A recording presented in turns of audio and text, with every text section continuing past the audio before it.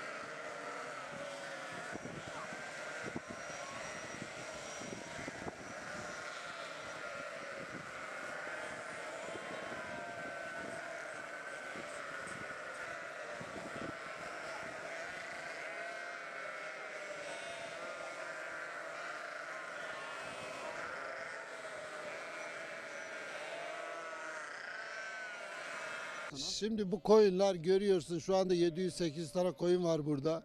Bu koyunlar şu anda kuzular yanında. İkindi namazından sonra biz bu kuzuları alıyoruz. İçeride ayrı bir yerde barınakta tutuyoruz. Kuzulara da biraz yem girdileri yapacağız. Koyunlar zaten şu anda tamamıyla meraya endeksli olmadı. Daha da yem girdileri var. Ondan sonra sabahleyin tekrar buluşturuyoruz. Bu şekilde meraya çıkarıyoruz. Bu kadar karabalık değil de istersen bir 10 kat daha karabalık olsun. Bir şekilde bıraktığında hepsi birer birer annesini bulup bir şekilde buluşuyorlar. Hiçbir sıkıntı olmaz.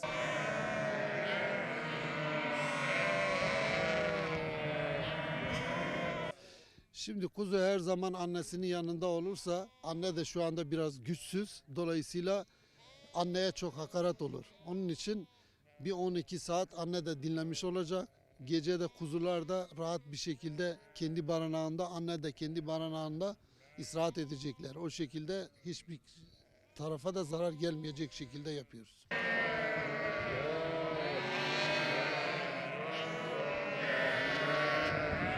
Bunlar doğduğu zamandan beri 4-5 ay böyle sabah bırakıyoruz, ayırıyoruz. Akşam bırakıyoruz, ayırıyoruz. Günde 2 sefer.